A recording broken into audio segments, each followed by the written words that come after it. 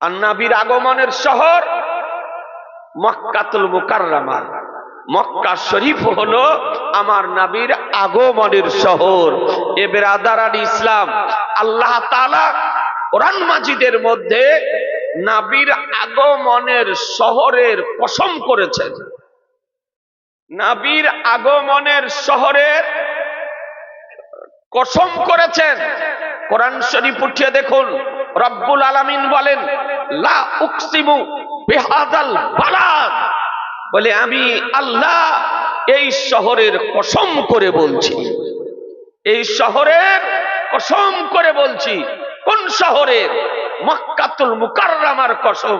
কারণ আমার শাহনশাহে জি বেকার, মাদানিকে তাজদার, আহমদে মুক্তার, নবী উকা সরদার, দোনো জাহানের মালিক ও মুক্তার মহানবী মক্কা শরীফে মামিনার গৃহে হযরত আব্দুল্লাহ রাদিয়াল্লাহু তাআলা আনহুর কোলে সোমবারের দিন সুবহে সাদিকের সময় হাশমি কুরাইশি হেজাজি উচ্চ বংশে নূর এবং মানবের সমন্বয়ে সমষ্টিতে সংমিশ্রণে অতি মানব হয়ে মহামানব হয়ে তুলনাহীন মানব হয়ে তাশরীফ নিয়ে এসেছিলেন মুসলমান।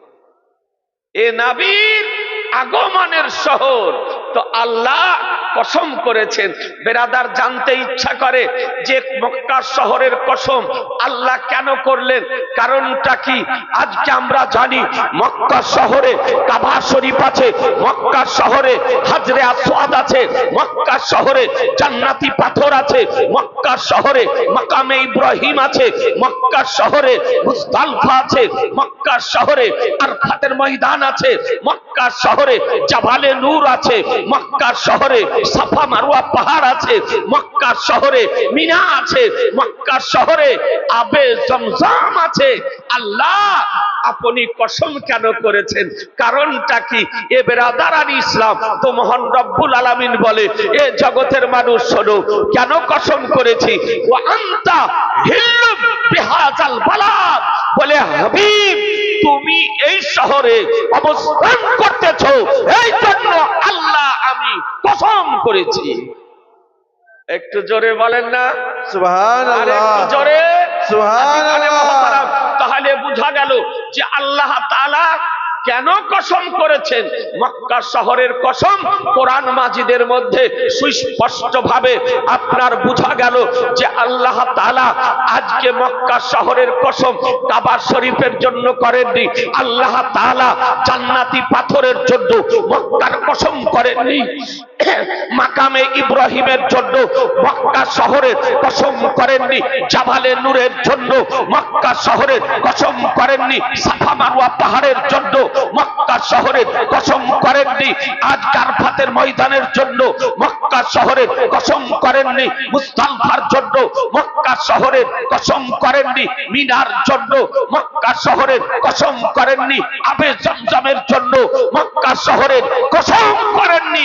মক্কা শহরের কসম খোদা করেছেন নবীর জন্য। মুসলমান কসম করেছেন বেরাদার সেই নবীর আগমনের শহরকে আপনার ঘৃণা করতে। আমার নবীর নূরময় চেহারা, জ্যোতির্ময় চেহারা, আলোকময় চেহারা, উজ্জ্বলময় চেহারা, যে চেহারার নিকটে পূর্ণিমার চাঁদ ফেল হয়ে যায়, পূর্ণিমার চাঁদের চাঁদনি ব্যর্থ হয়ে যায়, যে নবী মুস্তাফা আজকে আলহামদুলিল্লাহ যদি অন্ধকারাচ্ছন্ন স্থানে প্রবেশ করে মুচকি হাসি যদি হেসে দেন, তো কসম খোদার অন্ধকারাচ্ছন্ন স্থান নবীর মুচকি হাসিতে আলোকিত হয়ে যায়। সুবহানাল্লাহ সুবহানাল্লাহ, আমার দয়ার নবীর শান। অথচ সেই নবীর পবিত্র চেহারাকে ঘৃণা করত। ওই ব্যক্তিটির নাম কি বললাম? ভুলে গেলেন? ব্যক্তিটির নাম কি বললাম? সুমামা বিন উসাল। কি নাম বললাম? মুখে উচ্চারণ করেন না গো। সুমামা বিন উসাল। জালসা মানে শুধু গজাল শোনা তা নয়, জালসার দুটি উদ্দেশ্য, একটি হলো চাঁদা আর একটি হলো কোরআন ও হাদিসের আলোকে শরিয়াতের বিধি বিধান ইমান ও আকীদা সম্পর্কে বাস্তবে কিছু জানা।